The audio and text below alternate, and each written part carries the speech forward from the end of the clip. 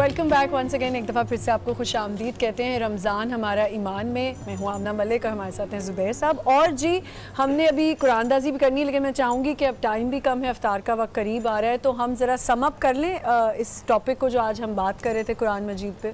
जी बिल्कुल, इसको sum up कर लेते हैं। मैं चाहूँगा अल्लामा साहब बहुत मुख्तसरन अगर आप बता सकें कुरान की अहमियत को ज़रा सा मुख्तसर करके बता दें ताकि हमारे व्यूअर्स जो है उसको समझ लें। मुख्तसर बात तो इतनी है कि किसी भी चीज़ से फैज़ हासिल करने के लिए उससे करीब होना ज़रूरी है, उसको जानना ज़रूरी है, उसको पढ़ना ज़रूरी है।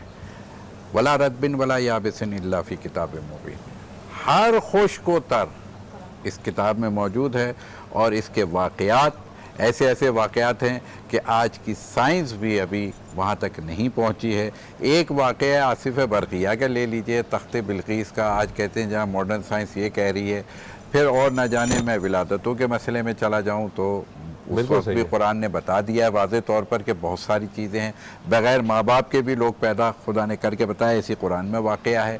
फिर ये कि वो कश्ती भी बता दी कि जनाब हज़रत नूह की वो कश्ती है कि जिसमें पूरी दुनिया को समा दिया गया है। तो अभी तो वो कश्ती साइंस बनाए और अभी मॉडर्न अभी तरक्की करने की ज़रूरत है। खुदा ने सोच और फिक्र दे दी है उसके ज़रिए। अब इंसान कितना उसके अंदर से ले रहा है, उसको लेने के लिए पढ़ना पड़ेगा। और रमज़ान बिल्कुल सही। और बस दूसरी बात यह है कि इसको समझने के लिए जाहिर सी बात है इससे आशनाई हासिल करने के लिए पढ़ना पड़ेगा।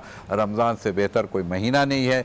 इसमें हर हर्फ के बदले में पूरे एक कुरान का आपको सवाब मिलेगा, क्योंकि मुसलमान सवाब के लिए ज़रा ज़्यादा काम करता है।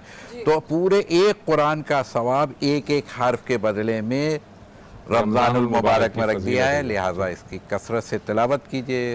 अफला ताक़लून अफला तदब्बरून, इसके अंदर ताक़ुल करो, तदब्बुर करो। मैं चाहूँगी आप लोग भी थोड़ा थोड़ा सा इसको समझ। कुरान मजीद फ़ुरक़ान हमीद की अहमियत का बाखूबी यूँ भी अंदाज़ा लगाया जा सकता है कि जब भी कुरान मजीद की तिलावत की जाए तो हम उसको बड़ी अहमियत से सुनते हैं और ख़ामोशी के साथ सुनते हैं। यूँ हम आपस की गुफ्तगू दीगर मामलात के हवाले से जो है वो एक दूसरे से डिस्कस कर रहे होते हैं, लेकिन जब कुरान मजीद पढ़ा जाता है व इज़ा क़ुरिअल क़ुरआन फ़स्तमिऊ लहू वअनसितू लअल्लकुम तुरहमून, कि जब कुरान मजीद पढ़ा जाए तो खामोशी से सुनो, चुप रहकर रहम किया जाए, लअल्लकुम तुरहमून, ताकि तुम पर रहम किया जाए। तो जब हम कुरान मजीद पढ़ते हैं और सुनते हैं, और एक बात इसमें यह भी है कि कुरान पढ़ने से ज़्यादा कई गुना सवाब सुनने का मिलता है। जी बिल्कुल, आप सही कह रहे हैं, बिल्कुल। और ये बड़ी एक अहमियत की बात है कि जब ही रहम किया जाएगा लअल्लकुम तुरहमून। मुख्तसर बहुत ही मुख्तसर के हम अपने माँ बाप से बड़ी मोहब्बत करते हैं और जब भी चाहते हैं कि ताज पहनाया जाए तो हमारे माँ बाप को पहनाया जाए। तो अगर जो शख्स चाहता है कि क़यामत के दिन उसके माँ बाप को ताज पहनाया जाए तो दुनिया में कुरान पढ़े भी और उस पर अमल करे, बिल्कुल तो क़यामत के दिन उसके माँ बाप। नाज़रीन, हमने आज उम्रे के लिए सवाल एक अनाउंस किया था। वो सवाल ये था कि कुरान मजीद की वो कौन सी सूरह है जिसे कुरान मजीद का दिल कहा जाता है। उसका जवाब है सूरह यासीन। और वो जवाबात जिन लोगों ने दिए उनके नामों की स्लिप्स यहाँ मौजूद हैं और ये आमना जो है वो एक स्लिप उसमें से निकालेंगे और आज का जो लकी ड्रॉ वो होगा, विनर जो होगा चुन के निकाल उसको अनाउंस करते हैं। आज उम्रे का टिकट कौन जीतता है। ये एक पर्ची आ गई है। अब ज़ुबैर साहब इसको आप अनाउंस कर दीजिए। नाम निकालें, दिल ना निकालने। काशिफ अली, ये है जी काशिफ अली। काशिफ अली, आपको बहुत बहुत मुबारक हो, उम्रे का ये टिकट आपने विन किया है। और ये जो स्पॉन्सर हैं कारवान नूर काबा की जानिब से ये आपको उम्रे का टिकट दिया जा रहा है। और हम रोजाना एक उम्रे का टिकट अनाउंस करते रहेंगे और कल भी एक सवाल आपके सामने लेकर आएंगे। और उसके साथ साथ आज जो हमने बातचीत की, हम कल इंशाअल्लाह ताला कोशिश करेंगे, जो हमारा पिछला जो टॉपिक था ज़कात का वो कुछ अधूरा रह गया था। अगर काफी लोगों ने मैसेजेस भी किए कि उसमें वो बहुत सारे लोगों ने जो है वो ज़कात को दोबारा डिस्कस करने को कहा है, तो हम उसको इंशाअल्लाह ताला किसी और उसमें भी करेंगे। और आप अपने सवालात तैयार रखिएगा। अब हम प्रोग्राम के अख्तिताम की जानिब आ रहे हैं। इफ्तारी का वक्त भी करीब आता जा रहा है, हमारी ट्रांसमिशन भी एंड होने जा रही है। हम अल्लामा साहब आपसे दरख्वास्त करेंगे कि दुआ पर इसका अख्तिताम कीजिए। औज़ु बिल्लाहि समीइल अलीम मिनश शैतानिर रजीम। बिस्मिल्लाहिर रहमानिर रहीम। ला हौला वला कुव्वता इल्ला बिल्लाहिल अलिय्यिल अज़ीम। तवक्कलतु अलल्लाह हस्बुनल्लाहु व निअमल वकील निअमल मौला व निअमन नसीर।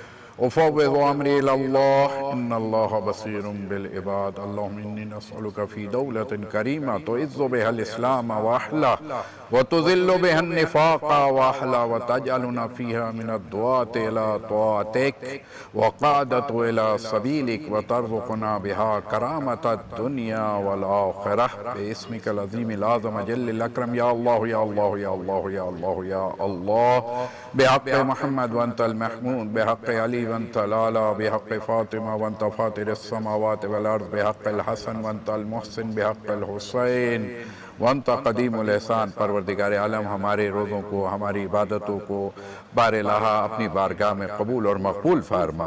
बार-ए-लाहा हमारे तमाम गुनाह कबीरा और सगीरा की मग़फ़रत फरमा। बार-ए-लाहा हमें बेहतरीन ज़िंदगी बसर करने का शौक़, जज्बा, हौसला इनायत फरमा। दीन इस्लाम को और ज़्यादा समझने की सादत नसीब फरमा। बार-ए-लाहा जो इंसान इस दुनिया पर रहते हैं, बसते हैं, बार-ए-लाहा अगर वो किसी भी तकलीफ़ में, किसी मुश्किल में, किसी मुसीबत में, बार-ए-लाहा हर इंसान की हर किस्म की दुनियावी मुश्किलात को दूर फरमा। बार-ए-लाहा जो बीमार है उन्हें शिफाई कामिला अजला इनायत फरमा। जो रोज़े नहीं रख सकते बार-ए-लाहा उन्हें रोज़ा रखने की सादत नसीब फरमा। बार-ए-लाहा जिन लोगों ने रोज़े रखे हुए हैं उनके रोज़ों को मकबूल फरमा।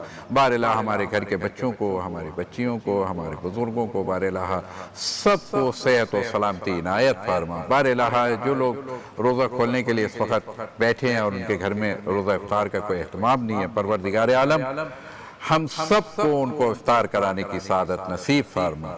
बार-ए-लाहा हमारे पाकिस्तान को अमन का गहवारा करार दे। यहाँ भाईचारगी, रवादारी, मेल मोहब्बत, इंसानियत को रवा फरमा। बार